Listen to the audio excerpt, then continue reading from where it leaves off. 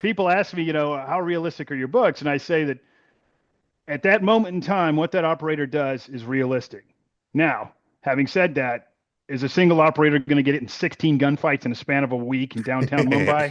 No, that's not going to happen. If you want me to write realistically, it would be 400 pages of PowerPoint, and the last chapter would be mission denied. So, That's hilarious. I'm putting that stuff in there, but that's not no way is a pacing going like that. Battle Line podcast. It's actually a long time coming. We've wanted to have Brad Taylor Yeah, on yeah. Into the Gray Zone. He's been mentioned many times on the show, because we've had so many military thriller authors on, and I mean, he's like a big name in the genre. And when we saw the new book out, we were like, let's do this. He kind of dropped everything to do it last minute, the way our scheduling worked, which we Yeah. really appreciated. But yeah, for the audience, of course, be sure to subscribe, like, and all that. But this is the first time we've done a show together in a couple of weeks. It's been It's a been a little while. bit Yeah, because I've we've been just been just busy. just just because speaking events that just take precedence, and I did one with the International Narcotics and Law Enforcement, which was basically ATF and Sweet. a DEA special agents, not ATF, and then Pennsylvania undercover law narcotics officers, and then there's an air wing out there. It was, I mean, those are easy, so easy because that's my kind of people, and I can go in there and I don't have to watch my mouth, which a lot you have to. If you're a corporate speaker, you have to watch your mouth. You have to know Sure. your audience. But those groups, they're like, no, these are just your guys just like this. They want to hear it. If you don't let loose a little bit, they're going to see right, and they do. They're going to see right through it. So it was fun. I just have to be careful because I can have too much fun with those kind of those kind of guys. But I got to see my old friend Tom Alabrando lives out there. We've Oh had yeah, him he's on the been on the show. podcast. Yeah, and he was out there because the IWI supports them. And so it was cool. I got to go have like a little reunion with Tom, which is always cool, being an old Iraq buddy, and then hang out with a bunch of cops and DE agents and pilots from the National Guard, PA National Guard Air Wing out there from Indiantown Gap. So it was cool, super cool. And then I had one in Nebraska before that in Lincoln, which was a bunch of Nice. roughneck contractors, bunch of good guys, just great, Yeah, great. I mean that all sounds like a fun time to me, man. So yeah, whether you're into military thrillers or you just like learning about like military history and stories from special ops guys, you're gonna love this episode because in addition to being an author, Brad Taylor was former. So it's always funny. Can I say Delta Force? Do I have to say the unit No, he's the or unit. Special Missions He was Unit? Delta. He was SMU, Special CAG, Delta. I'll say he was That's always Delta. the He was silliest CAG. thing He I was think that you can't say Delta D-boy. I Force, know. or it's that I could say it, but they can't say it. But anyway, before we get to Brad Taylor, Bubs Naturals really has the best collagen in the world because it's single sourced, grass-fed cowhide. And it's a supplement that you're really not going to get in your diet. There's plenty of dietary supplements where people are like, hey, I eat clean, so I don't need to take this. You are not getting collagen in your diet. So take it. And I actually got over a cold pretty quickly because of Hydrate or Die. Instead of having Gatorade with all that sugar, I just take that Hydrate or Die, and I love it, man. I just finished the coconut. The lemon is honestly my favorite. The lemon's my favorite flavor. That's what I would recommend. But I love them all, man. I love all the stuff at Bubs Naturals, and they support the Glenn Doherty Memorial Foundation. Yep. So you'll get 20% off your first purchase when you go to bubsnaturals.com and you use the promo code BATTLELINE. Once again, it's 20% off your first purchase. You're helping support the show. You're helping support military families when you go to bubsnaturals.com. Promo code BATTLELINE. With that, let's get right over to Brad Taylor.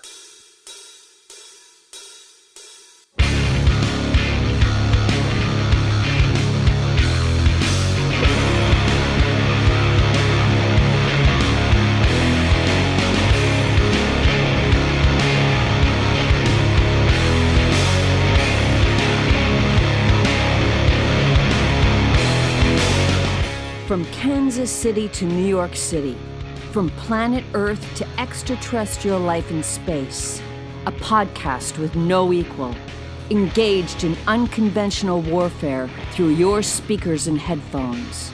This is a show about embracing the suck, conquering your demons, and finding God in the face of adversity. Chris Tonto Peranto, Twitch is on. Motherfucker, I'm gonna shoot you in the face. Ian Scotto. Ian and I have been dating for a long time. You are now tuned into the Battle Line Podcast.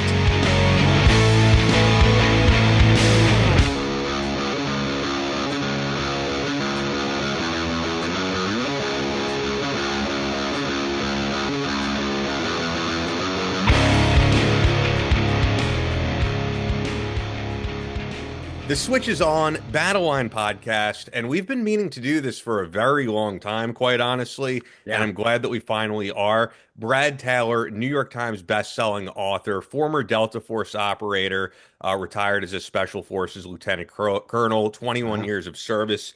Into the Gray Zone is the new book, which is actually the 19th book in the series, in the Pike Logan series. Yeah, that's a lot, which is an amazing accomplishment.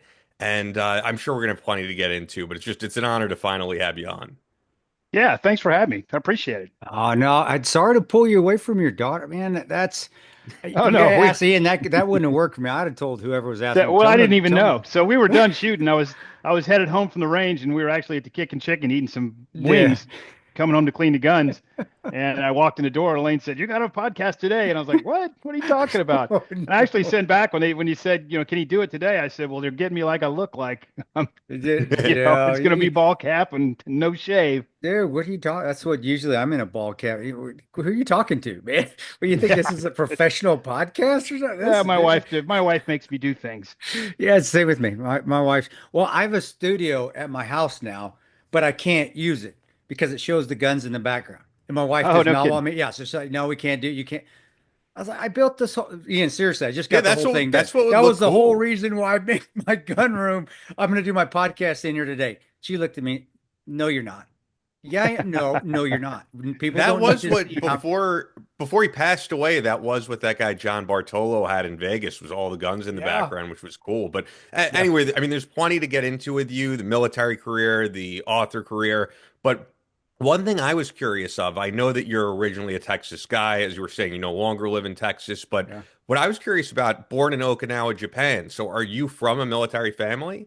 Yeah, I am. So my dad was in the Air Force flying in Vietnam when I was born. But I mean, I was born in Okinawa because my dad was in the military, but I don't remember it. So he left the military and started flying for Delta, when I was probably 8 months old. So, I mean, and by the way, Delta as in Delta, not Delta Force, right? Yeah. So, okay. So people say, "Oh, do you remember Okinawa?" I was like, "I remember Okinawa because I was stationed there. I don't remember it because I was a kid there, because we left. I was still under a year old." How was that when you went to Texas, though? And I've done a little due diligence on you. You grew up on, sound like I had a lot of land, a lot of hunting.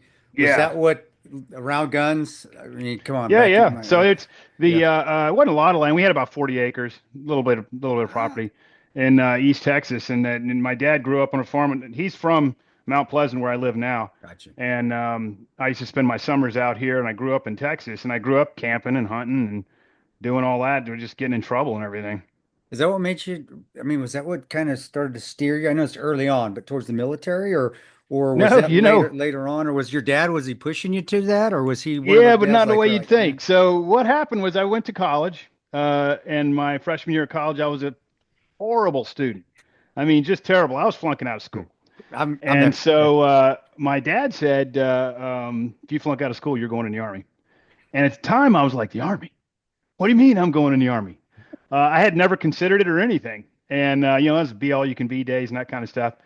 And so everything I knew about the Army was, if you want to learn how to be a helicopter mechanic, go in the Army. If you want to be, a radiator repairman, you go in the Army and get these skills. Well, yeah, it's like an end stop. It's like college. You're like, no, the Army's the last thing. If I go to college, something went wrong. That's why I'm going to. So that's what I'm thinking. Well, I was flunking out of school. There was no two ways about it. And so I started researching the Army. I was like, well, I'm going in the Army. What am I going to do? And then I read about Ranger Battalion, read about Special Forces, read about all these other things. And I was like, these guys are going to pay me to run around the woods with a gun? This doesn't sound too bad, to be honest with you. Pay me to jump out of airplanes? That sounds like something I'd want to do. And so I was like, okay, when I flunk out, I'm going to go in, try for the 40 contract or whatever.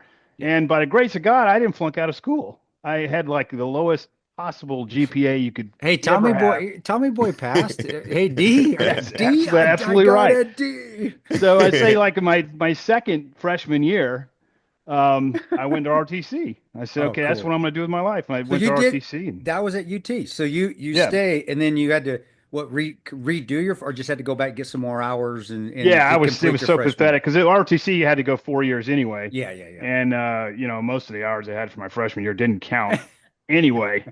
And I just just kept going. It took me 5 years to get through school, and 4 of those I went in ROTC. I joined the National Guard, listed in the National Guard, and then went in the Army. That's how I got in the Army, though. It was basically my dad threatening he was going to, throw me in the briar patch, which ended up that's exactly what I wanted to do. So, So you wouldn't even have researched it or anything if he wouldn't have said No. that. You wouldn't have had any idea. Yeah. no, maybe later on, maybe I would have. Who knows how fate would have worked? I wasn't really cut out to, work on computers or something. So I Yeah. might have ended up looking at it anyway. But with that push, that's what got me going. How was ROTC? I mean, I did 1 year of green to gold. I already had my bachelor's when I did my green to gold, so I only had to do 1 year at Creighton to get my commission.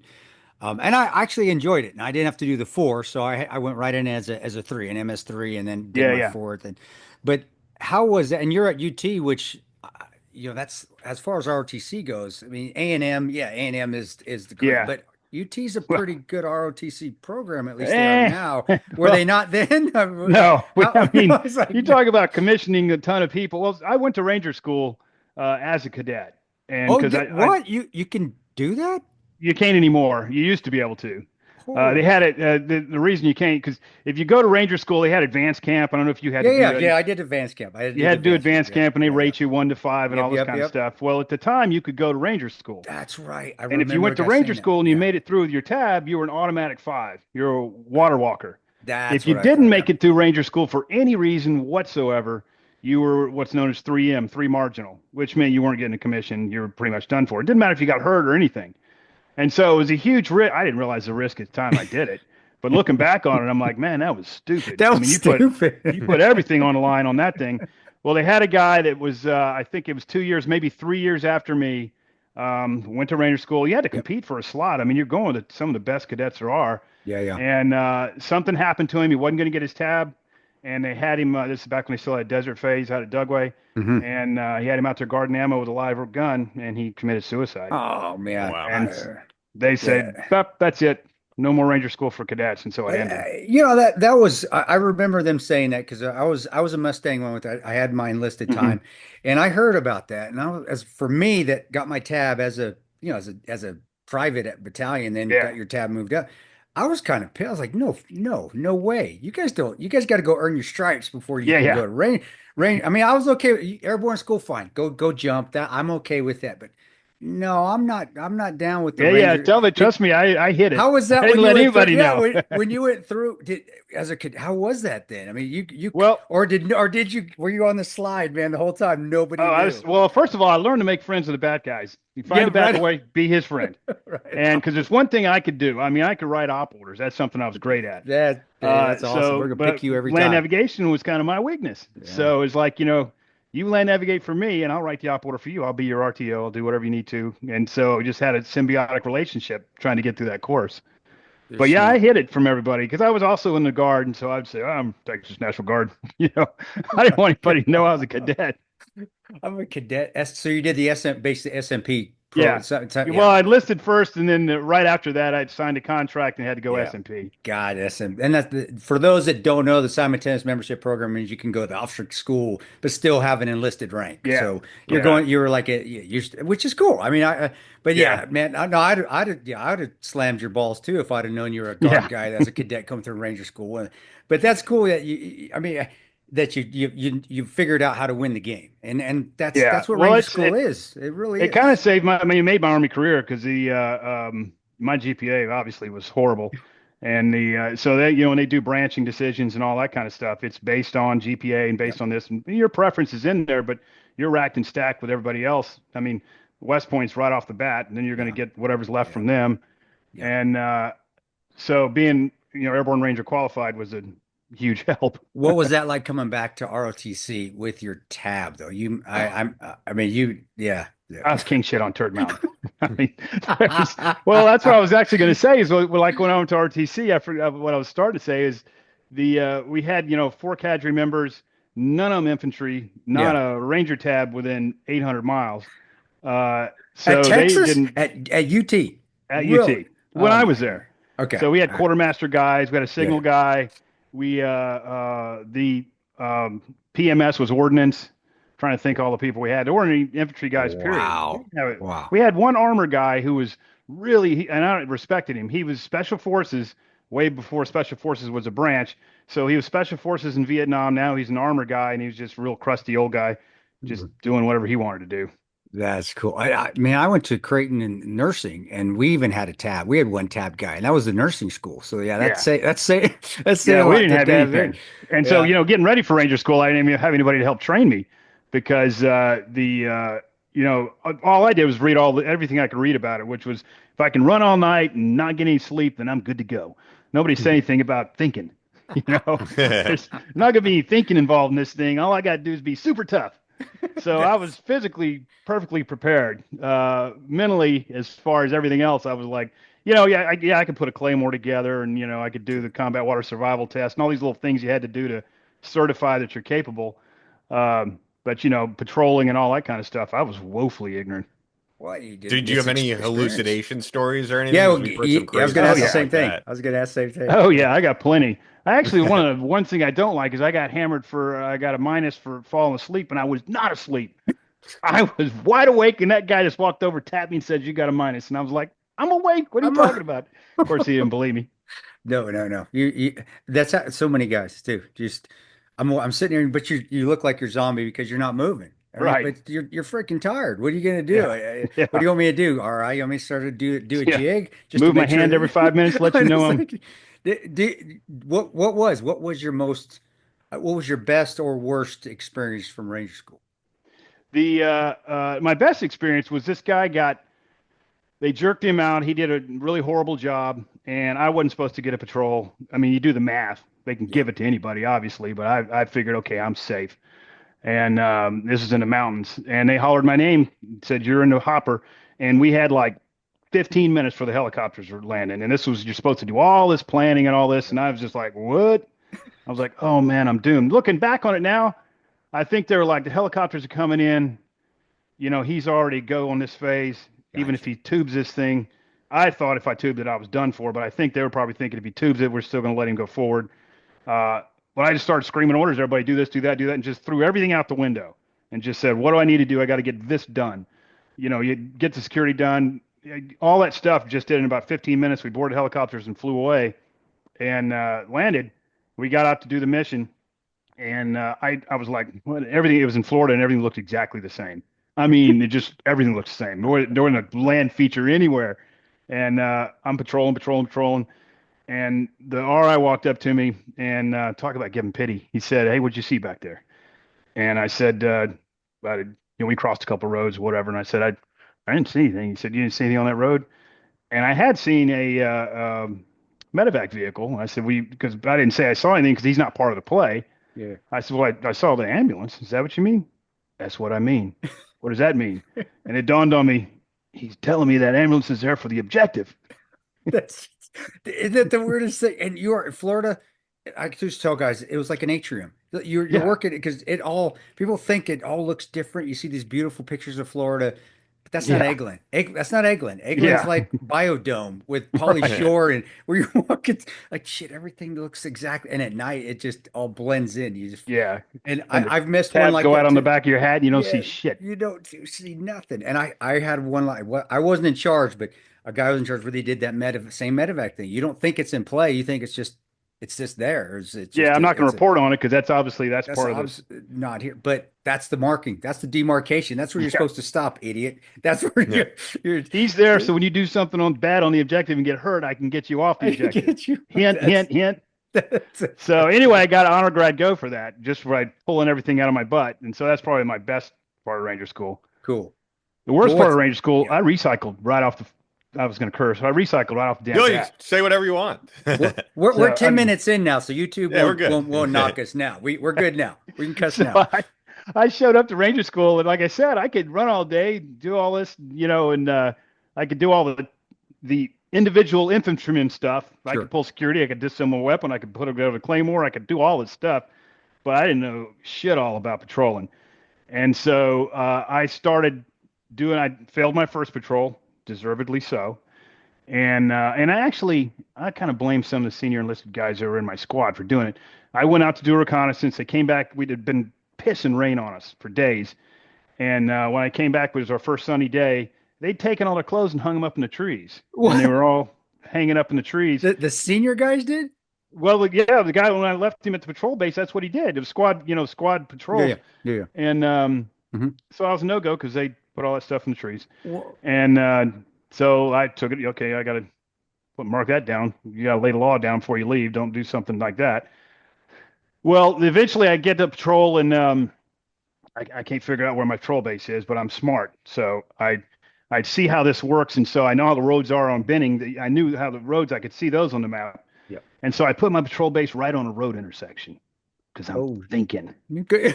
if I get lost, all I got to do is hit this road, and I'll walk down the road to my patrol base, which is exactly what I did. They're waiting for you, dude. They're waiting for you on the. I got major no-go. And so I was an automatic recycle right off the bat at Benning. And I went to see, you had everybody go because didn't get counseled by this guy, one of the RIs at there. And when I get in to get counseled, he said, I see no reason to keep you here. You have no idea what you're doing. I had to give him the Richard Gere, I got nowhere else to go speech. Let me do it. And so he let me stay. And back then they had, the gulag. You just got PT'd every damn day. And so there was a guy there who had gone to A&M and flunked out. He was a special forces guy. I don't remember his name. I really wish I do because I pretty much owe him my Army career.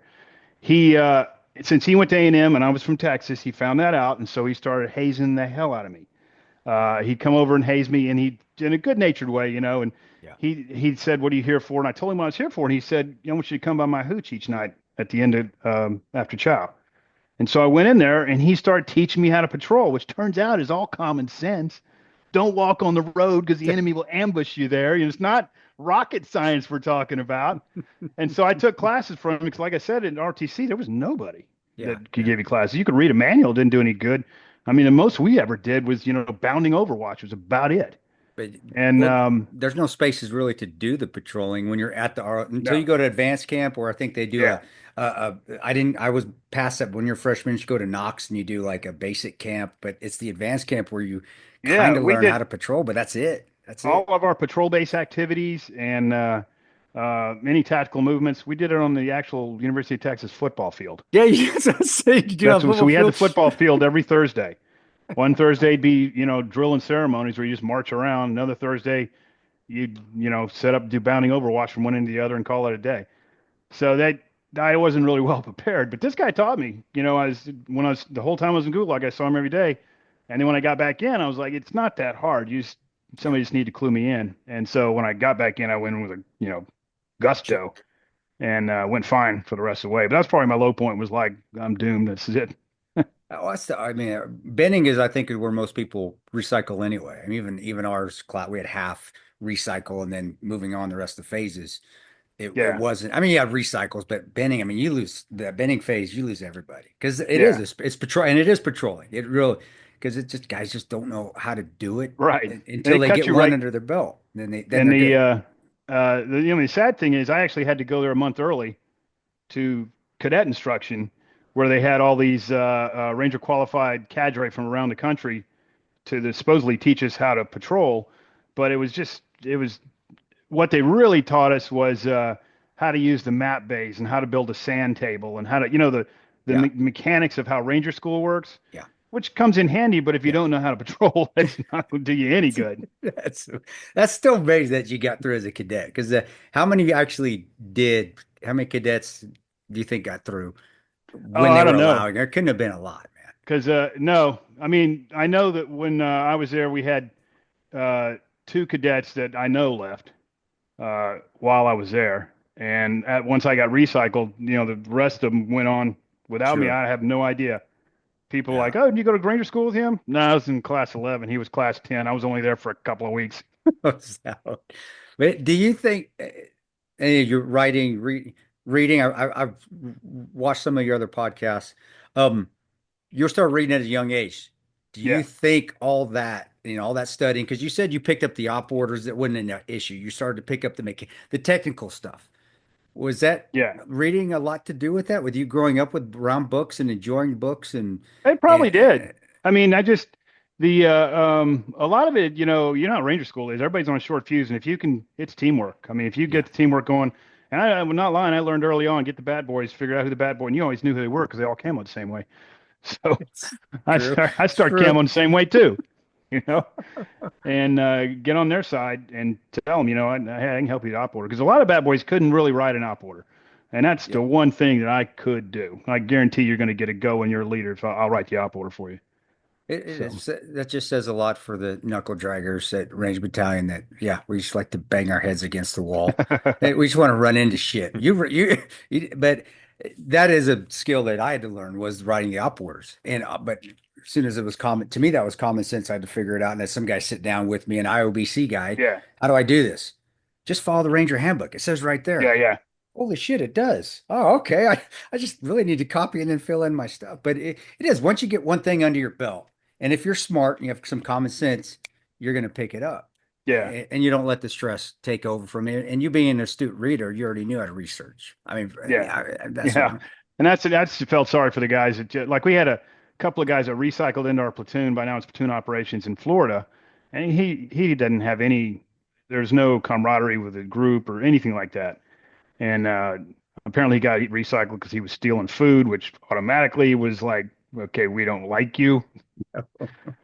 So I don't know what happened to him either. He was in for a couple of trolls and he disappeared. And I'm like, I guess he didn't make it. chow thief. They probably drown him Yeah. in the swamps, man. You don't chow Right. thief. That's just wrong. You don't take Yeah. somebody else's chow.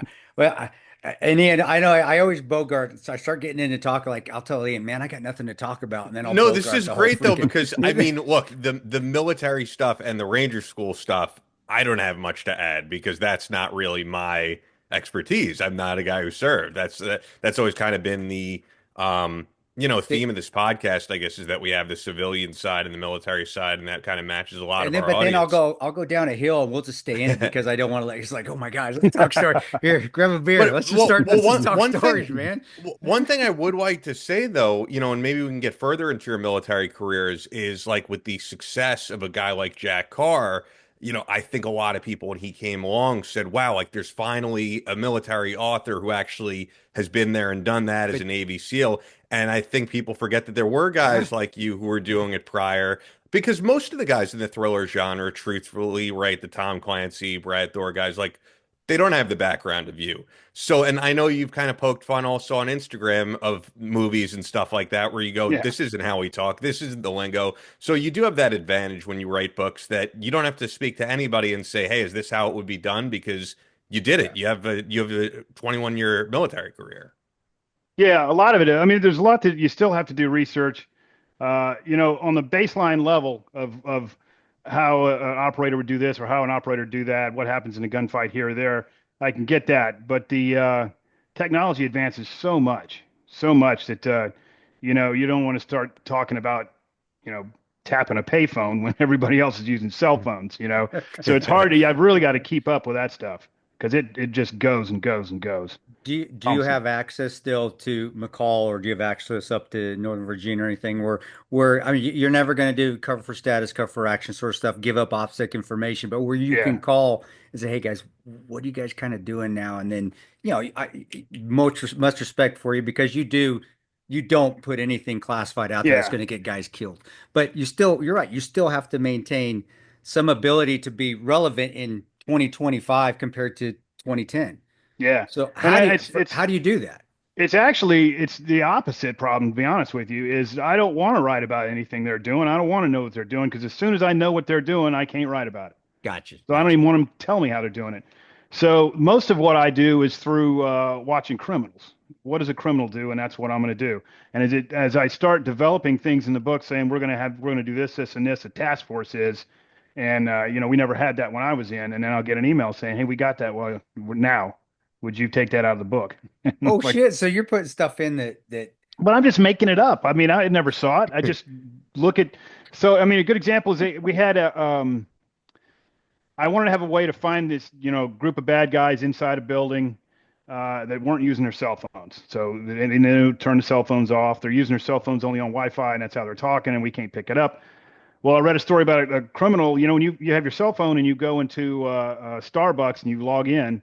Most people leave that on their phone. I mean, I do. When I come in my house, my phone, I don't tell it to ask me every time it attaches. It Sure. just automatically attaches to my house.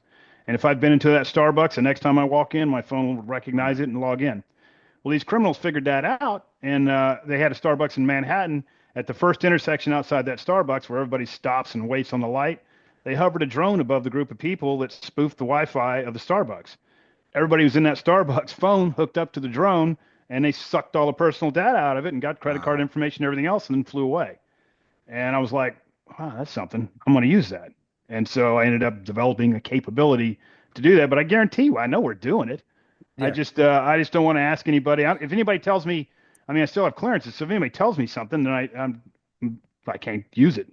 Yeah. Yeah, No, I'm not surprised by it in the least. And then I think that the further thing from there is, all right, China getting all of that data, and especially when you hear about China flying these like weather balloons over the Midwest, who's to say they can't do the same type of thing? So the thing that I was wondering though is with the whole series, with the character that you developed, who's been around now for all these years, when you were, winding down your military career and going into civilian life, did you come up with the idea of Pike Logan? How did it all emerge? No, like we were talking about earlier, I've always been a voracious reader as a kid. And in the back of my head, it was just kind of a bucket list thing. One of these days, I'm going to write a book. And I went through the unit, did command time. And as a break between deployments, I came down to the Citadel here in Charleston, South Carolina, and I became the professor of military science of their ROTC department, the assistant professor of military science, their ROTC department. And I had a lot of time on my hands. I mean, coming from where I was coming from, special mission unit to here, it was just like, well, what do we do now? 9 o'clock in the morning. I'm like, are we done? This is it? Once you teach the classes, I built my classes, but then it's just kind of rinse and repeat. You're teaching the same class 4 times a week. Yeah. You're doing the same thing. So the first year I had to learn how we're doing everything, had to learn the sessions process and all that. Well, the second year, that's just a repeat of the year you just did. It's just new to the cadets. It's not new to you. And so we started doing that again. I developed exercises. I was doing adaptive leadership exercises, which really I called just screw the cadet exercises, where we'd send them downtown Charleston. I had to get all these approvals. I mean, I had to brief God and country. Where they'd go in civilian clothes, get arrested by the police. I had the Coast Guard involved, all this other kind of stuff. And then once I did that one time, the next year I did it. It was like the same thing I did last year. And so I wrote a book. I had a lot of free time. And I wrote One Rough Man, my first book. And I literally thought, my mom would say, "You're a really good writer, Brad." And that'd be about it. And the book sold. At the same time the book sold, I had a lot of competing interests. I came out of promotion list to colonel. I was told my next assignment was going to be unaccompanied to Pakistan. Wow. Doing counterterrorism stuff. Yeah. My daughter was entering high school. My wife said, if you wanted to go back to Fort Bragg, you shouldn't have come to Charleston. And I couldn't publish the book if I was going back to that world. It was just, I'd have to tell the publisher, thanks you for your interest. Sorry about that. And this was a Pike Logan book? This was the first? Yeah, it's the very, very first Pike Logan book. Cool. And so I told them, I told the Army, thank you, enjoyed my time. I don't want the promotion, turned it down, and retired from the Army. And the first book came out. I'll be honest with you, if I knew how hard it was to get a book published, I'd have never left the Army. I was like, this is good. Here we go. We're on our way. And they were like, oh, we got one book. We'll see him after that. That's the end of it. And, then book 2 came out, did really well. And so I was on my way. But it was just because I was ignorant. If somebody said, here are the odds of you actually making a career being a writer, I just said, here I go, Pakistan. Good to see you. I mean, it's true because there's a number of military guys we've had on the show who are authors. And I mean, they're open about it. They're transparent. They'll say, this isn't my day job. Like this is what I do day to day. And I do this because I enjoy it. I enjoy writing. Like there's a very small number of people who have made this their full-time career. Yeah, and I mean, nobody's more surprised than me. You mentioned it was book 19. I mean, that's just, to me, just floors me. I mean, I got out and, I was doing the contracting thing. I was a whore like everybody else because books weren't paying I still had to put my kids in shoes. How long was that? Like, how long into the series were you still doing that? I probably did it for 5 years into the series. Okay. A whole lot right off the bat from everybody, DNI, Northrop Grumman, CACI, Wexford, you name it, anybody. You're doing all the GWAT, doing all the standard, just PMC, PSC Nothing stuff. Like you. No. Wexford. Well, for those of you, Wexford was pretty fucking right. But I told Wexford, dude. I told Wexford that no, I'm not going back to Afghanistan. So I will do stuff do back here. stateside because Yeah. I mean, people don't realize. I mean, they think triple. I mean, you work for. Being who you Yeah. are, I'm sure you worked a little bit with Yeah. with Triple C but yeah, when people think they think Triple C, they think Blackwater, MVM, even the DynCorp old Carside days. They don't realize Wexford was also even more of Yeah. a. They were badass, even smaller group, but they were made primarily of detachment guys and Yeah, yeah. yeah. So They had well, the asymmetric warfare group stood up and yes, they were running their yeah. own assessment selection, and my old sergeant major Oh, cool. was running that thing, and so he hired me. I work for him now, and so I would do that 3 times a year. That kind of be a perennial thing because it was just nothing but old unit guys would get together and have a good time, and you worked your ass off, but it Yeah. wasn't, I wasn't going to Afghanistan getting shot at. So I did all that for about, 5 years, and it kind of tapered off. Actually, my last contract, what really killed it was COVID. So Does it COVID really? came around. Nobody Really? flew anywhere anymore. Nobody did anything anymore. And so for about a year and a half, I didn't do anything, and then I just never really picked it back up. Well, and you get to an age, dude, where you Yeah, are just. I did my last one in 2017. I'm like, why the hell am I still? Why yeah, am I doing this shit? I want to be home. It's yeah, time. Time but you having that 19 books, but you're writing all those books. They, you say they weren't paying the bills, but man, you've been a popular guy for a long time. How yeah. are They they? eventually I mean, started to, but what kind of bills do you have, bro? Are you driving a no. Jag or When you something? when you think about it, the first thing you do is the you don't get any royalties till a year after the book comes out. Sure. Yeah. And then they are going to pay off for all the publicity and stuff like that. And so, I mean, we certainly weren't poor, but and honestly, a lot of it too is I just got to get out of this house. So, I'd go run around. Where's this one at? And usually it was just word of mouth thing. Hey, Brad, we got a guy that fell out. We're doing this, counter surveillance thing in Puerto Rico for their secret service. You want to come? Sure, I'll go. Yeah, and that's not really work. I mean, Yeah. it is, but it's fun. I get you. Hey guys, hope you're enjoying this interview with Brad Taylor. And we talk quite a bit about shooting in this episode, probably later on at this point. Yeah.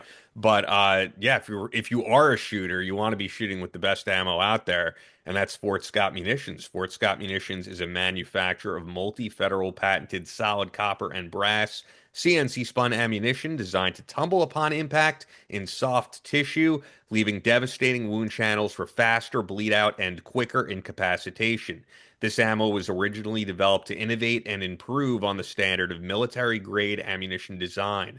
It was found that not only did the TUI ammunition outperform competitors in the self-defense industry, but it quickly became apparent that it would be a top contender for hunters alike. With the ammo being CNC spun, the tolerances are some of the tightest on the market, ensuring that you receive the same results with every pull of the trigger. They're available in every single state.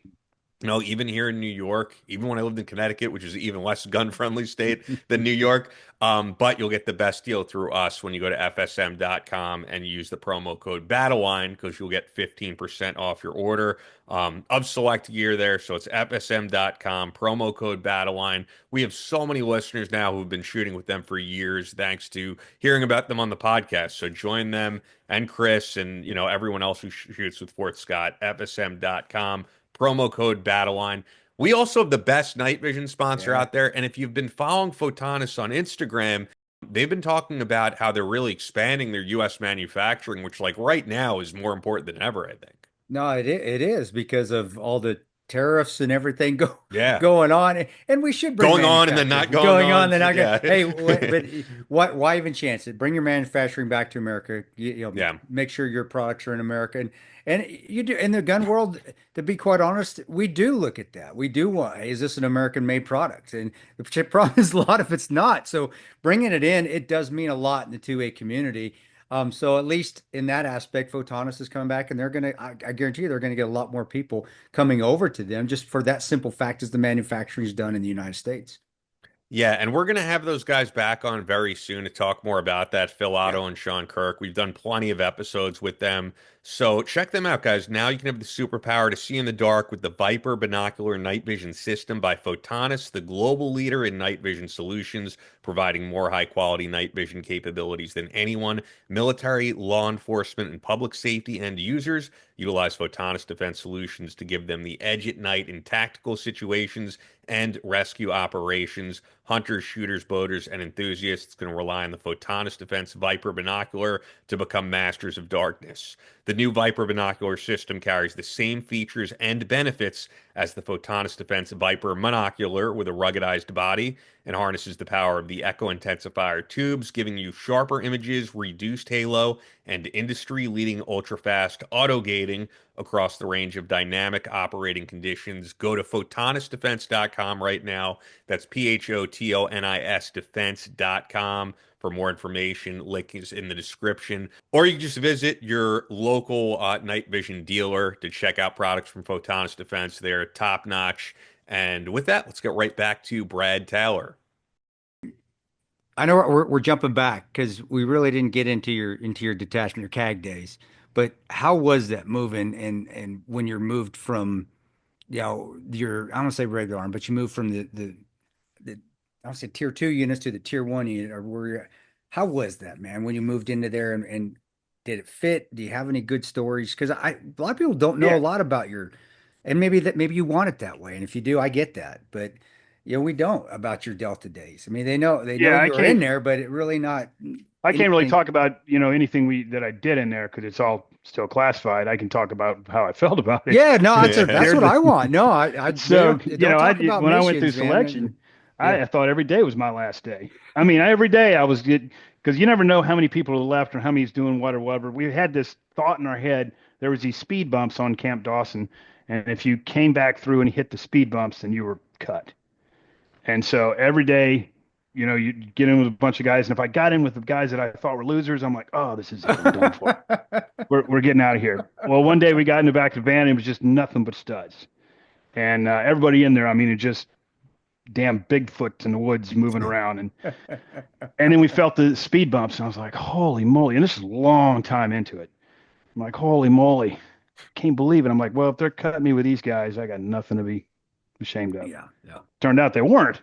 We were just about to start the long walk. You get here, get some food. This was like these are the good speed bumps. Yeah, you got the good speed bumps. So like you guys passed. You're done. All right. So man, we hadn't passed yet. You still had a lot more to go. I wasn't cut.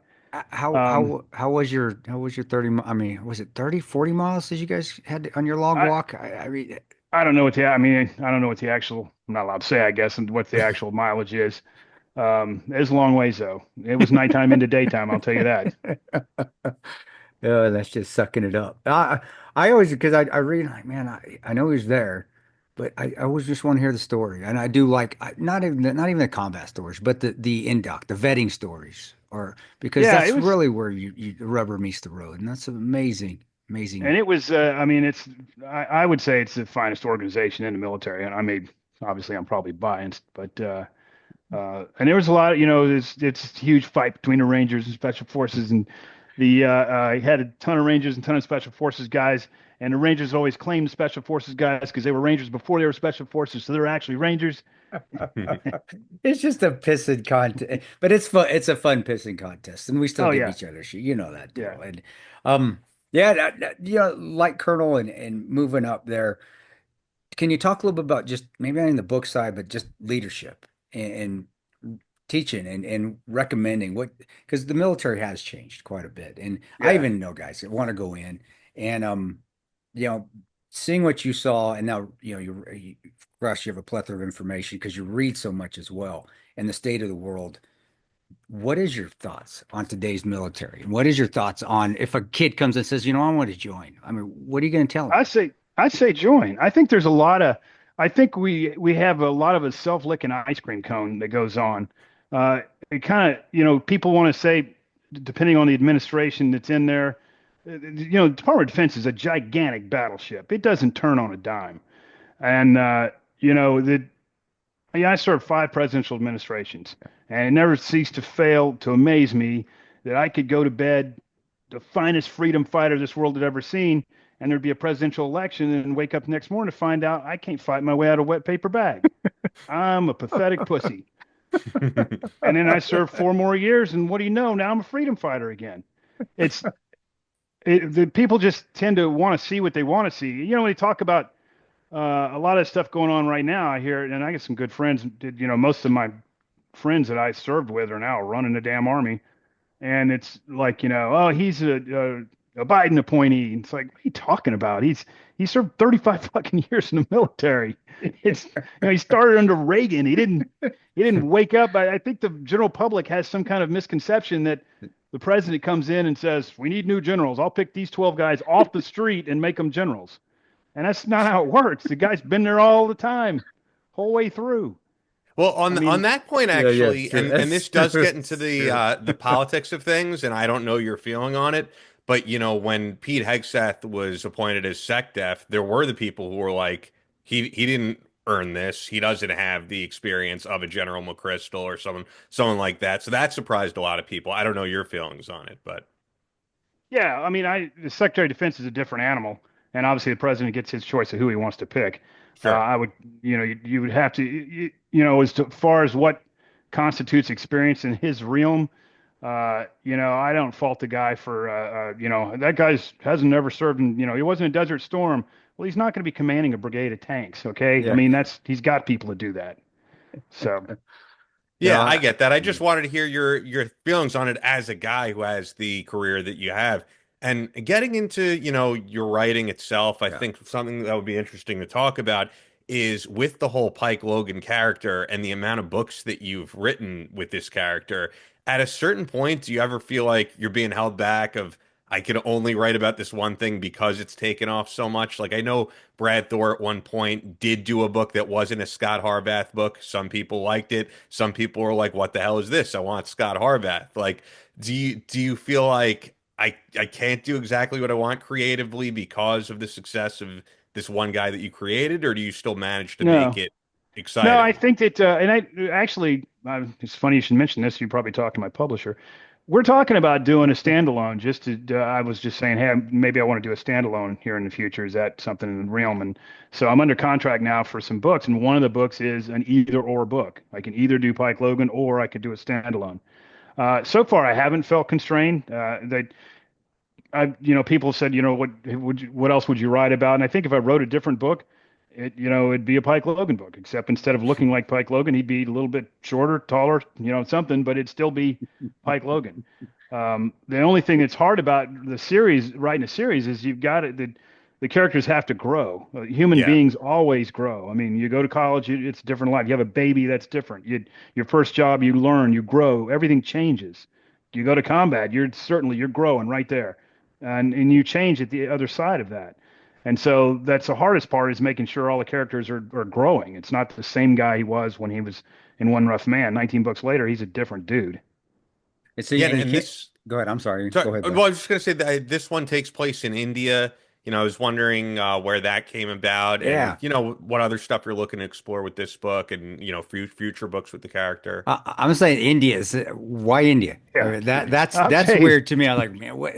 Really, India? And you know, you get into their secret service type stuff. Yeah. Well, so Yeah. What here's the how hell, it came. man? Usually it's something. I'll just be reading the news one day and see something and go, what the hell is that all about? And so I'll start doing some research on it. And I'm like, holy moly, there's a story there.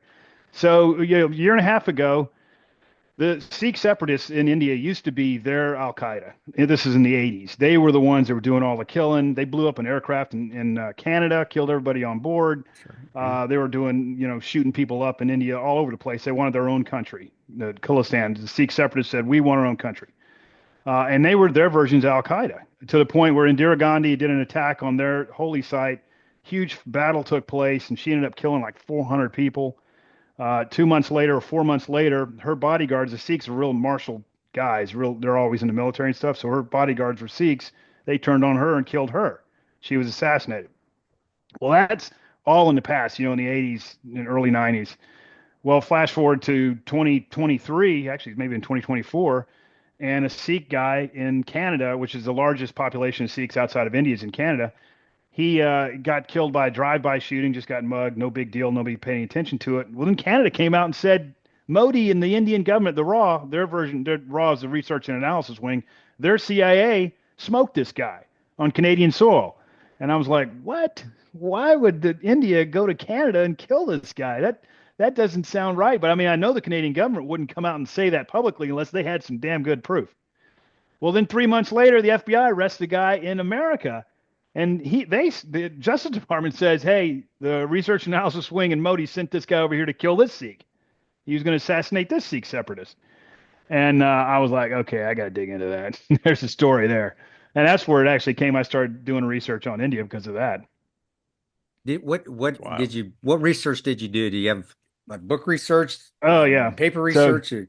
Hell, I got a ton of it right here. I was going to So- say, man, there's got to be something back there, man. I mean, so I don't know if you can see, that's, oh, yeah. I got a ton of books like that on China, on World Upside Down, Ending Game, all these books on India I read first to get a feel.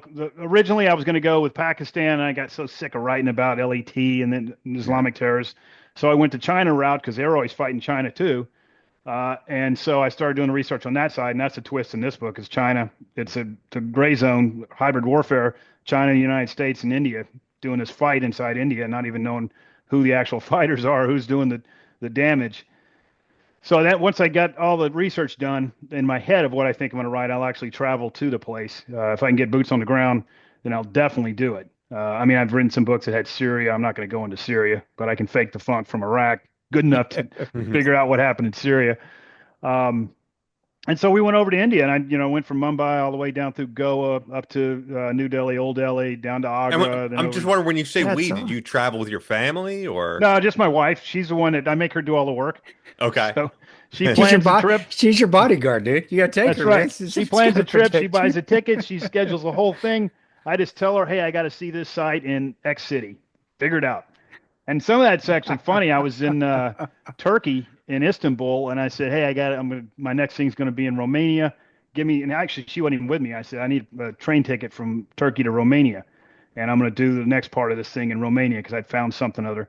And my geography's pathetic. And she said, Romania doesn't border Turkey. I said, really? What border is it? Bulgaria is next to Turkey. Give me a ticket to Plovdiv. That's where I'm going. I'll go look at that. I did the same thing for American Trader, which is Taiwan and Australia. I said, I got to go to Taiwan and Australia. And she's like, Australia is nowhere near Taiwan, right? And it's like, I don't care. I'm going to both.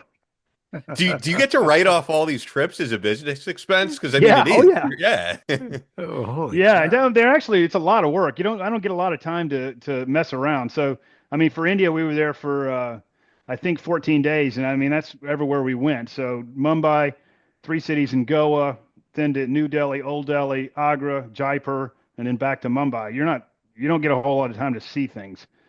So it's just straight up research, and on the ground research is the best way to do it. I mean, we used to say sight, sound, smells of the battlefield. If I don't some guys can write using Google Earth, and I just can't. I got to get on the ground Sure. and see what it looks like, see what it smells like. And it works out well for the books because there's a ton of stuff about India that I never would have. I'd have written it and they'd have said, this is stupid. Anybody who'd been to India would say that. For instance, the Pike's always doing dismounted patrol or not dismounted surveillance on somebody. He's got somebody in his eyes and they're doing the whole box thing and they're surveilling him to do the takedown or whatever. You ain't doing that as a gringo in India. I mean, within 30 minutes, I was like, oh, I'm in trouble. Because there was nowhere I could go where it wasn't like a record scratch. As soon as I walked in a room, everybody looking at me. Whether you're doing anything wrong or not, if you're just me, I was like, there's no way he's going to be able to follow anybody because everybody's looking at him. Everybody was coming up to my wife saying, I want to take a selfie with you. Let me take a selfie. Let me Really? practice my English with you. Yeah, we got tons of pictures of people taking pictures of her. Look at the white dude. Get the Yeah, picture of the white absolutely. dude. And they're talking about Mumbai was this big, metropolitan city like New York. I'm like, really? Show me the one other gringo. Where is he? I mean, everywhere we went was just everybody. We go train station. I mean, as soon as you walk in, everybody's like, what's that guy doing here? And so I had to learn. I mean, I was like, okay, I got to figure that out. How's he going to do a mission here? Because that's just not going to work. And I wouldn't have known that if I went there. I'd have figured that, it'd be like New York City or something, but most definitely wasn't. Other things I say there's like 50% that I'm looking for. I go with a list and I'm going to look at this stuff. And there's 50% that's looking for me that I don't even know exist. And so we got to Mumbai at the end of the book, into the gray zone. It's got a billionaire in there. Thakker's a billionaire who owns the largest residence in the world. And that place is real. I'm in Mumbai, and they stop and point it out. It's 27 stories tall. It cost $3 billion to build. It's got helipads on the roof. It's got rooms that snow on you. It's got rooms with sacred cows. And it's for a family of That's 6. cool. Wow. 27 stories tall. And I'm like, and there, I saw it, took pictures of it, said, okay, that's making the book. But I never heard of that if I hadn't have been there. And so those kind of things are always jumping out at you. Wow, man, that's freaking amazing. Gray zone, you mentioned a little bit, but can you tell what does that actually mean? I mean, you did mention just because of the different. Oh, you mean from the title itself? From the title, Gray zone is just kind of a nickname for the battle between outright war and outright peace. The gray zone, it encompasses a host of things. Other people call it hybrid warfare. A lot of it, I mean, the biggest practitioner of it is like Iran. It tries to get everything done through proxies so they can say, it wasn't me that did that. Yeah. That's kind of gray zone warfare. And in this case, I was actually trying to figure out, I was like, okay, you were talking about doing India. I was like, I'm going to do India, but I got to have a reason to do India. Well, China owns about 80% of the monopoly on rare earth elements in the world. People are starting to talk about it now because China just said, we're not going to give you rare earth elements, which factors into my book. Everybody go buy it. So they have 80% of the rare earth elements come out of China. And that scares us because anything that we do now in modern technology requires rare earth elements. Tesla cars, your cell phone, what we're talking on right now, anything with a screen, hypersonic missiles, the helmet that the F-35 fighter wants that everybody brags about, that thing is nothing but rare earth elements. If you don't have them, you can't make it. And since China has a monopoly on that, if we go to war, they can cut that stuff off. And about 8 years ago, they did do that to Japan. And that one, they had some kind of fight over an island. I own this island. No, I own it. And they just, to snub them, said, we're not going to give you any rare earth elements. We saw that and took notice and said, holy moly, if they do that to us, that's going to crush us. So that's the real world scenario of what's going on with rare earth elements in China. And the fake world in my book, well, this is actually real world too. While I was over in China, they just discovered a huge deposit of rare earth elements in India. And I thought, oh, that's it right there. So in the book, now we're going fiction, that we're trying to get China or India to do this rare earth element mine so that we can break the monopoly of China. China, of course, is like, no, I want to keep my monopoly. So they're going to try to stop it. All of this with both of us saying, that's not us. No, that's not us. So that's what's kind of going on in the book. When Pike walks into it, he doesn't know any of that stuff's going on. He's like, what the hell? That is super cool. That your experiences then. So what you're saying, I could be wrong, but what you're saying is the experiences that you're seeing are even some of your military experiences, which would be normal. The real world experiences are still being pulled into. And I asked Jack Carr the same thing.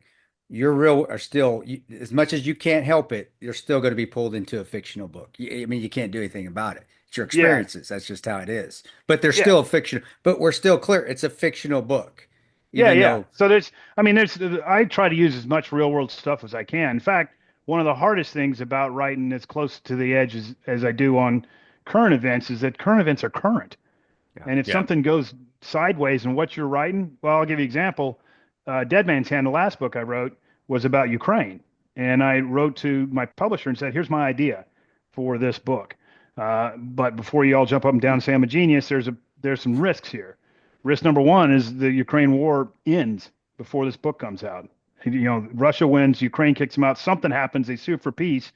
There is no book if that happens. I said, I don't believe that's going to happen, but it might. And I said, risk number two, since the book was all about Putin and taking Putin out, I said, somebody could get rid of Putin before this book comes out. I said, he's a survivor, he's KGB, but that is a risk if he goes. Well, then Prigozhin crosses the border. Right after I turned it in, he crosses the border to do this coup. I'm like, you got to be kidding me. What are you doing? So when you write about the current events, they're current, you can't predict which way things are going to go. And they could go sideways on you. And then there's also the fact that you don't want to do what another author is doing, because I know Brad Thor, right? He recently did one on Ukraine, and people who are avid readers of yours and avid readers of his, they might want something different from these books. Yeah, I don't read my own genre, first of all, just because I just never have. I read murder mysteries. But that would never sway me. If I thought it was a good story, that's what I'd write about. Yeah.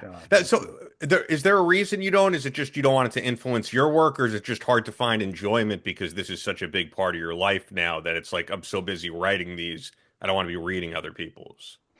Originally, it was honestly because I was living the life, and I'm like, this is all crap. None of this stuff's true. Doesn't make any sense. I mean, I'm sure doctors don't read about medical mysteries and that kind of thing. I mean, don't get me wrong. I'm writing crap too. There's only so much you can do with. People ask me, how realistic are your books, and I say that at that moment in time, what that operator does is realistic. Now, having said that, is a single operator going to get it in 16 gunfights in a span of a week in downtown Mumbai? No, that's not going to happen. If you want me to write realistically, it would be 400 pages of PowerPoint, and the last chapter would be mission denied. That's hilarious. I'm putting that stuff in there, but it's not, no way is the pacing going like that. Yeah. Has anybody approached you, or you've been talking about making any of your books into movies or TV episodes or anything like that? I mean, there's so many options now with internet TV. Seems like there's more going up all the time. So if there's going to be time to strike while the iron's hot, it's right now. Yeah, since I've started writing, I've had people talking, and it's just Hollywood is just the impossible beast to understand. And they option bazillions of books, and very few. It's only like 0.01% ever even make it to the screen. Wow. Yeah. Jack Carr, he hit boom. He really worked out well for him. And so quick. It happened really quick because I kind of saw it all happen. Yeah. And that's good on him. I would love that to happen to me. But I've had guys talking and it goes somewhere. And there's just one thing after another. It seems I don't even care anymore. It's like somebody, in fact, I just got a call the other day. It was like, hey, this guy's interested. I'm like, fine. Call me when he's ready to do something. Otherwise, quit bugging me. I had a guy that was all fired up. We're going to go to Netflix. We're ready to go. And this was years ago. And he was a real deal. Because the first thing you do is somebody says, I want to make a book into a movie. And I've worked on all these films. And they list, Unforgiven and all these great movies. And you're like, well, that's pretty cool. This guy knows what he's doing. And then you research him, find out he was the caterer. And you're like, okay, you're not getting anywhere. So the first thing is, can this guy actually do what he's saying he's going to do? And the next thing is, can he follow through with all the financing and everything? Yeah. So we had this guy, and he was the real deal, and he was doing this. And then Me Too hit, and he got slammed with all this sexual assault stuff, and boom, he's gone. Shit. I'm like, was it Harvey Weinstein or not? No, but there was another guy that I'm not going to say his name, but if you Google him, you'd be like, oh, he's been behind quite a number of stuff. But then he got hit and he left. And we had another one that came on, and then the writer's strike happened, and they were like, oh, we're not doing this anymore. So they come and go. I've actually had more interest from the UK, although I do have interest from somebody right now. But I had interest from UK. I'm talking to them about doing it. And so I guess the long and short of it is, there's a lot of people talking, but it's very hard to get from the start line to the finish line. And you also want it to be quality, the amount of work that you put into these books. You don't want it to be adapted for the big screen and you go, this is not what I wrote, which I think happens to so many guys. I was curious, are you worried at all about the threats of AI happening right now? Because we've had other authors on where we've spoken about this, and some don't seem so concerned, some do. I mean, I've just seen how quickly it's impacted everything. I think, quite honestly, there are already books on the shelves now that people have really used AI to help write their books. For me, just as a voice actor, I've been getting plenty of things where it's like, can you do this thing? And then we could use your voice on AI. Like, there's all different types of crap happening. And I'm just wondering if it concerns you, because I think like just the ingenuity and the human creativity that goes into writing these books, I don't want to see that duplicated with machines writing books for me. And it's I don't know. It disappoints me what's going on. I know you can't like outrun technology, but I don't think this is a good thing. Yeah, I don't either. I think it's going to dumb down. I do think that AI eventually, if you can do it cheaper, people will do it cheaper. And whether the market is willing to take the suffering of a lower quality book because it's cheaper, they very well might. So far, it's not there yet. I'm sure it will get there, but AI cannot compete with what I write. AI can't even compete with what I ask it. And it tells me beyond a shadow of a doubt, this is exactly what it is. And I'll give you an example. I was just we were talking about staccato. I was looking at staccato, and I took my staccato apart, shot it first time today, and there was a spring that came out. And I'm like, where the hell did that thing come from? So I look at the exploded diagram, look at everything, and I'm like, this spring goes somewhere in this pistol. And I pull up ChatGPT, say, hey, explain the whole problem. Where is this spring? And it tells me definitively what this spring is, and its description makes absolutely no sense. But to him, it makes perfect sense. He's like, there it is. Another example I have is I'm looking at a long-range scope, and on the elevation, they've got windage for holdovers, and the 5 mil mark on the left was translucent. 5 mil mark on the right was solid. And so I was like, that's unique. There's got to be some reason for that. I couldn't find it in the literature. I couldn't find it anywhere. I was like, why would the 5 mil mark only be translucent? Weird. That's some kind of weird thing. So I went to ChatGPT, and it gave me this answer. I was like, that sounds just perfectly, that's exactly what this is for, except you're not making any sense. And it said this answer was just completely just like, and here's why it is. And it just lists out like 15 things. And I was like, that guy's computer's never held a gun, but that sure sounds right. And so at this point, I'm actually afraid to use ChatGPT for something I really do need to know the answer to, because Lord knows what it'll say. And I think that writing is the same way. We're at the stage of writing where you're still getting, as an analogy, the 6 fingers on the hand for a picture. Yeah. So it's not there yet, but eventually it will be. And I don't know what the answer is going to be. I'll tell you the one thing that worries me more than anything, just on the short term, is they're stealing all my work to train AI. Yeah, exactly. If you want, you want to use my work to train AI, you pay me the money. Pay you for it, yeah, definitely. And, exactly. and there's no law and there's nothing that regulates that right now at all. I know they're doing it. Well, I know for a fact because I've seen some of the research done. I can find my name in it. But when ChatGPT, like I said, I always try to keep up with the technology. When it first hit the street, I was one of the first guys with an account. And I typed in, tell me about Pike Logan. Never heard of him. And I was like, oh, okay. Well, tell me about Brad Taylor. Never heard of him. And I was like, this thing sucks. And so I quit. I didn't do anything with ChatGPT. Well, then a year went by, and my brother-in-law said, hey, have you ever asked ChatGPT about Pike Logan? And I said, yeah, he doesn't know shit. And he sent me what ChatGPT says now, and it's basically everything about Pike Logan. And the only way it knows that is because somebody fed it my books. Yeah, and then the problem is that someone could go into, maybe it's not ChatGPT, but one of these in the future and say, "Hey, write me a book in the style of Brad Taylor about Pike Taylor. About Pike Logan, and based in France. Write it for me," and they'll be able to do that. And I think that's what Chris is speaking to. And Chris knows I'm very much a music guy, and Jimmy Page from Led Zeppelin put up a whole post that was kind of anti-AI on his Instagram, because now you could just say, hey, write me a song that sounds like Led Zeppelin about special operations, and it'll do it for you. And he's just like, my career creating these songs and creating the style that I did on guitar, like it was years and years of like being in a studio and doing things that didn't work until we finally figured out a way to make this work. And it's just like, and now you're going to use all this stuff that I took years and tons of money to create, and I'm not going to get paid for it.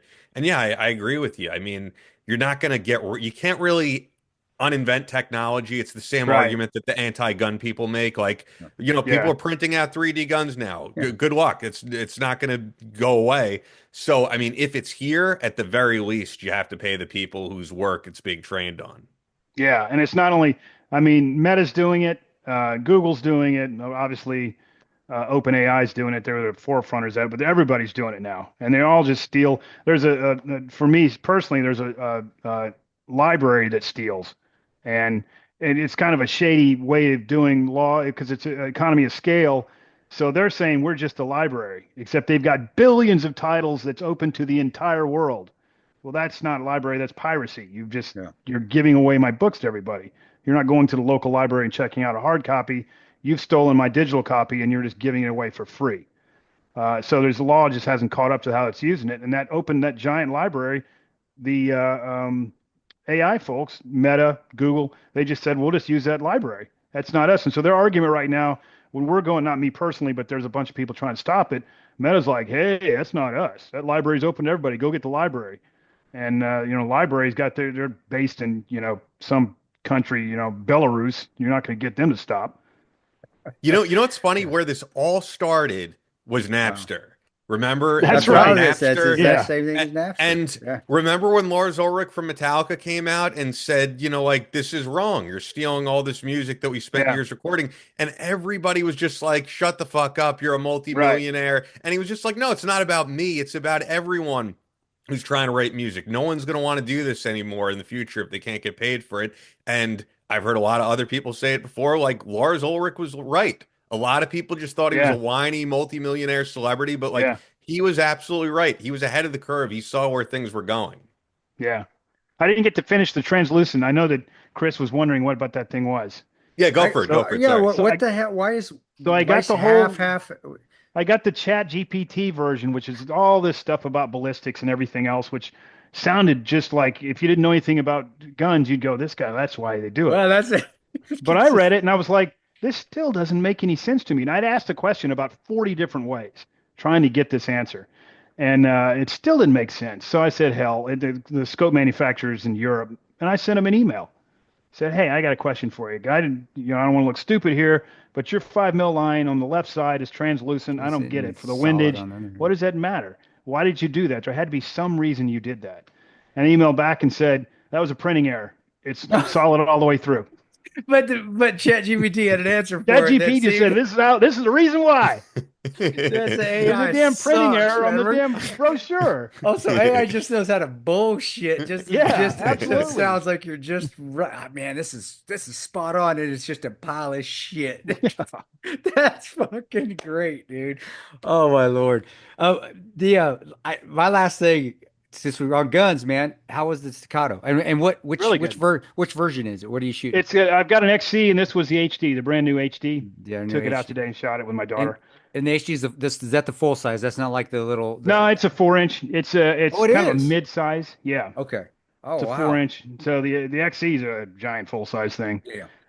So it's got a lot of unique features to it that for me, if I pull the trigger and it goes bang, okay, I'm great. It's drop safe. It's 2011, but it doesn't have a grip safety, and it takes Glock magazines, which I really Does like. it? 'Cause Well, I got that's smart. I mean, I've got the old 2011 that has the grip safe and doesn't take, and you have to spend $80 on a piece of aluminum with plastic and a spring if the magazine breaks, which it always breaks. So also, they said it takes Glock magazines. I got like 1,000 of those. So I'm like, I'll take it. But I'm glad because I'm the same as you. What do you like? Just give me something. I don't care. Just give me whatever. Yeah. So does it shoot? I'll shoot it. Well, don't you? No, I really could care less because when I was in, they just handed me something and I just learned how to shoot it. I don't give a shit how many bells and whistles it has on it. But This one, it's actually got a really sweet trigger. They did a really good job between, because in 1911, really the trigger breaks. Yeah. As opposed to a Glock, which is like a sponge you're pulling. Yeah. And we wanted to make drop safe because no, like 1911 is drop safe. You drop a 1911 on its barrel, it'll go off. And I guess police departments are like, we can't have it. That's why they don't carry 1911s. Nobody ever told me they weren't drop safe. That's all I carried. Nobody said a word to me about being drop safe. But so they made this one drop safe, which apparently, in order to do that, it will affect the trigger and all that. I didn't really notice it. I'm not, Ben Stoger out there blasting 6 million rounds a day. Yeah, but no. trigger's pretty good. As long as the half moon on my old 2011 if it's still that, I don't know, half moons just seems smoother. It may not be, maybe it's just something up here than the lever, but every half moon, it's like, man, this just feels comfortable. But maybe that's just my brain just rationalizing it that way. But I still just like my plain old Glocks too, and I still like the little whatever gun people you want to send me, I'll take. I don't give a shit. Yeah, me too. I'll shoot whatever.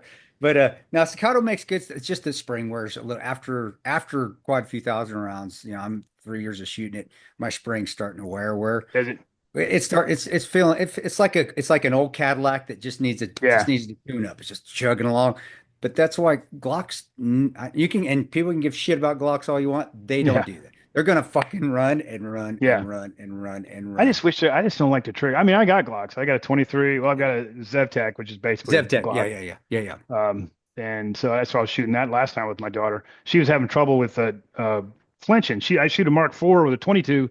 She shoots just fine, and she takes 9 mil and she starts flinching. Is it because it's a little heavier trigger? Is that why she's 9 mil? It's just because second it's time just she shot a 9 mil. She was okay. used to shooting Yeah. 22, and so none of my staccatos are threaded barrels, but the Zebtech is. So I took her out with I have an Osprey suppressor. She said, "What's all Awesome. this?" And I said, "That's going to keep you from flinching. You'll have less recoil, heavier weight, and it's not going to be as loud." And so she starts shooting plates. Bing, bing, bing, bing.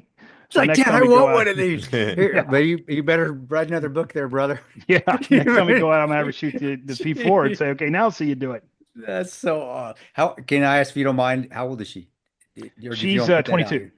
Oh, that's cool. So is Yeah. she going the same route as Dad? Is she going to be a writer or what? No, she's actually she works downtown and at the she works for the prosecutor. I get more stories about crime. I could write crime books now. That's I mean, That's I live in cool. Charleston, which is this idyllic place. It's all perfect, and you wouldn't believe the crime that's going on all around us. oh man, Charleston's South Carolina. Yeah, South Carolina, yeah. that's the wise guy hang out in the freaking wintertime. They come down the coast. Well, I and- say it's just like this is like the promised land. It's- it's- You come back from Uh, security contract, and I used to hit the Ravenel Bridge and say, "Back in the promised land."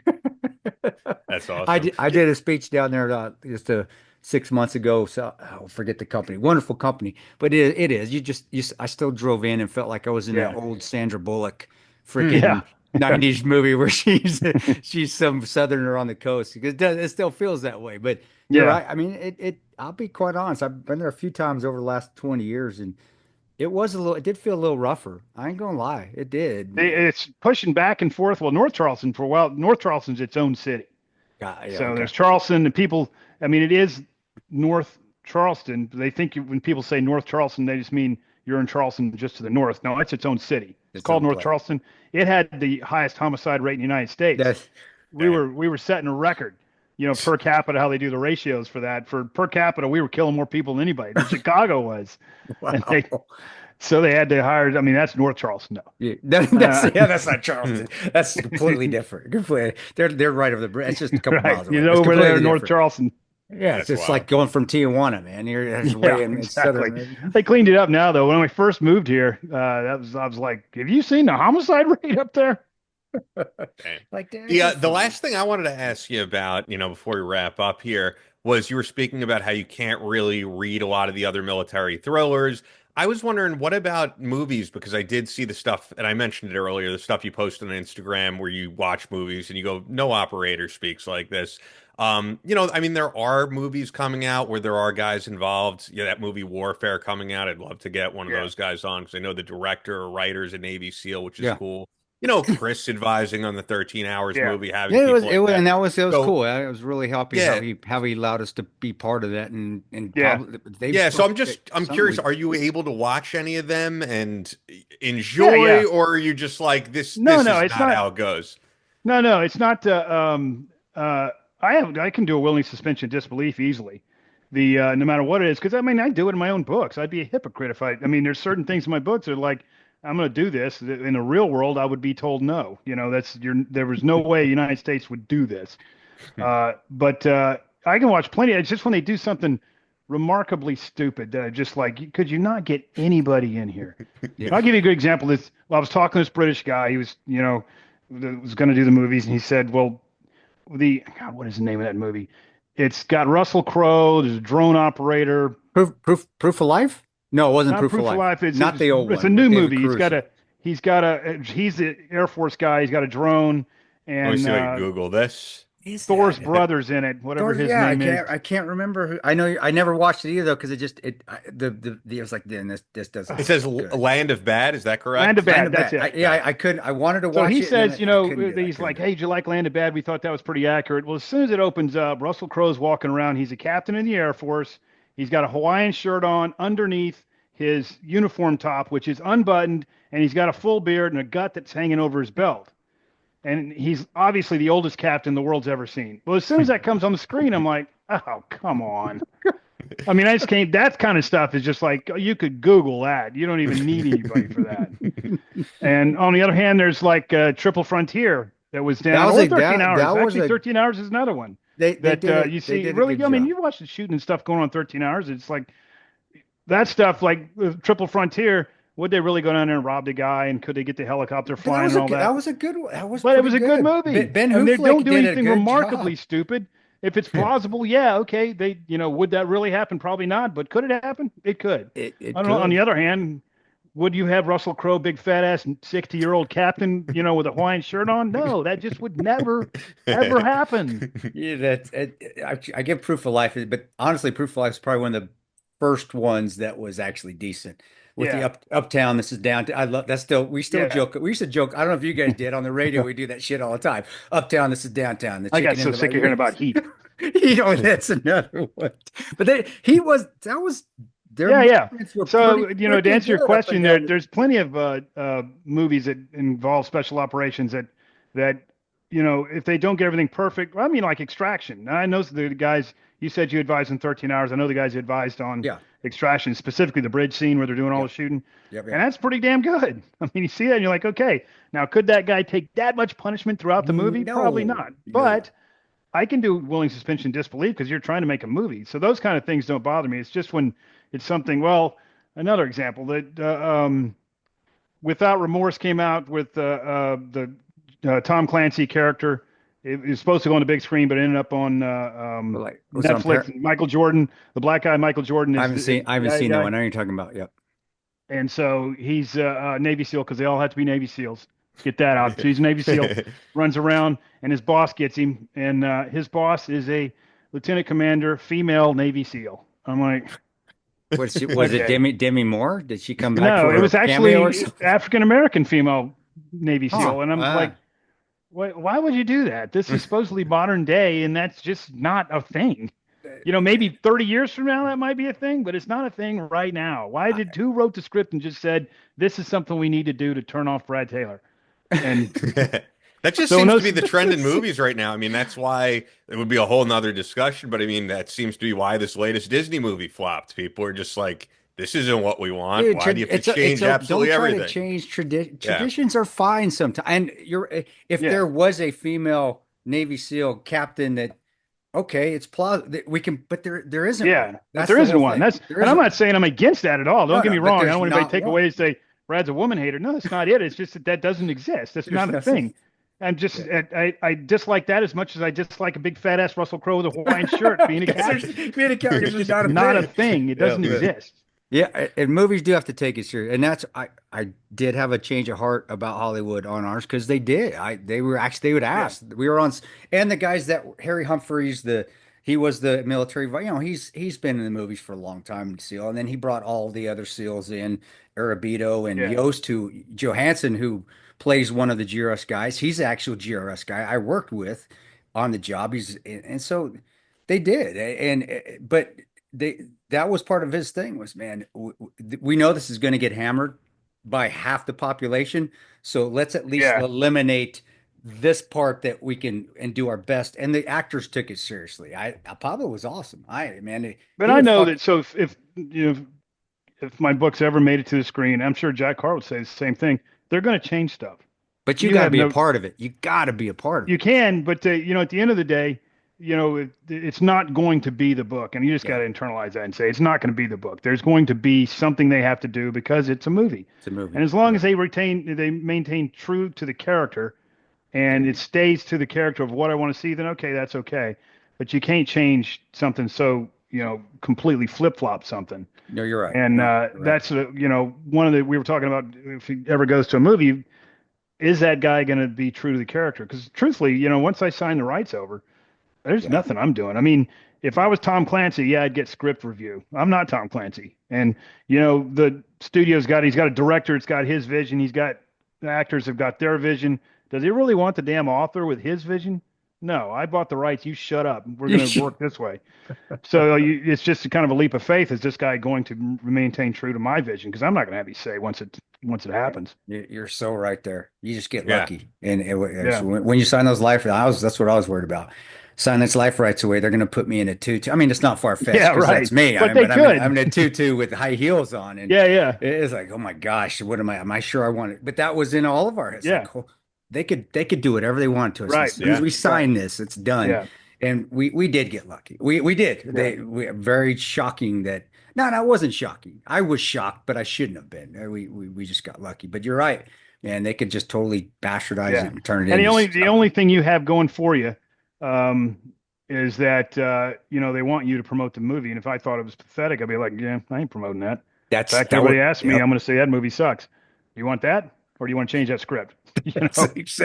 That was what I said. Man, it's great minds think alike. I actually said that to him. Like, you make me turn into shit. I'm not promoting it. In fact, I'll go out there and just hammer you guys. Yeah. But I only had to say it once, and then I actually felt bad because they weren't going to do that. I just got that feeling. But you're right. You have to. You have to. Yeah. Man. But I hope it does, man. I really do. Because 19 books. First of all, there's a shitload of material there, so you got enough for at least a threequel. So we got enough for three, or just a big series, big or a TV huge series, yeah. That's a cool way to go. All those networks they got out there, but it's a great story, and because of your background, I know it's fiction, but there's always going to be some truth to it because of who you are. You can't not do it. I mean, if people ask me that all the time, and I say, if you yourself were going to write a story about riding a bicycle, what would you do? You'd think about the last time you rode a bike. Yeah. I mean, that's what you do. So, I mean, my experiences I can't turn them off. I mean, they're going to be there. But that's what makes it special. And that's what makes if you read it, anyone, whether you're civilian, military, you read it like, okay, I know it's fiction, but man, it's plausible. Yeah. I said it ties you in. So that's awesome. And it's cool that you're the father. That's what my favorite, I'll be honest, my favorite things. You're out there shooting with your daughter. Yeah. That's freaking cool, dude. It was a good day today. Yeah. Those are father days, and you get to be home, and you chose fatherhood over career, even though it went to a different career, but you did. And that says a lot about integrity. And I admire that, bro. So Colonel, I appreciate it. Lieutenant Colonel, but Colonel, man, God bless you, man. And I appreciate your service and what you did. Much respect for that from the SOCOM community, of course. So I know what the hell you had to go through. Yeah. And I admire that too. So, and the ROTC shit, man. Well, I'm talking about. You had the hard times. I had a hard time. Man, you said coming in from Ranger Battalion to an ROTC program. Yeah. This kid in the candy store. I'm sorry. That's bad news. But it was so easy. It's still, man, going to Ranger School and doing all that as a cadet, much respect and man, nothing but success and admire the hell out you. I do. I appreciate it. Yeah. Thank you so much, Brad. Oh, for sure. I'm glad we finally did this. So everyone, guys, please pre-order this because it's going to be out a week from when this episode goes up. So it's Into the Gray Zone. Once again, the 19th book in the series. Yep. Available everywhere April 22nd. But like I said, you could pre-order right now. It'll arrive at your doorstep in a week. And you will have it. So BradTaylorBooks.com, at BradTaylorBooks on X and on Instagram. And I know, for you as a guy who's written several New York Times bestsellers, like those pre-orders really matter. So please go out and support, guys. Definitely because if you don't support, you're going to have books written by ChatGPT. That's not what we're looking for. No, you're going to have shit out there. We want real stuff, real books.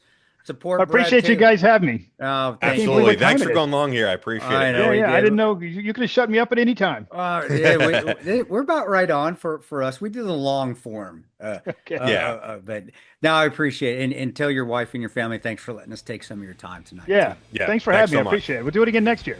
Yeah, Colonel. Sounds good. Sure. When the movie comes out, we're going to do it again. Okay. That's all for this episode of Battle Line Podcast. But we're always posting new content on social media. Follow us on Instagram at Battleline Podcast and on Twitter at Battleline Pod. That's an order. Be sure to subscribe so you don't miss any new episodes up every Tuesday. Leave us a review on Apple Podcasts or your podcast platform of choice. Believe in yourself. Face all challenges head on. And as always, never quit.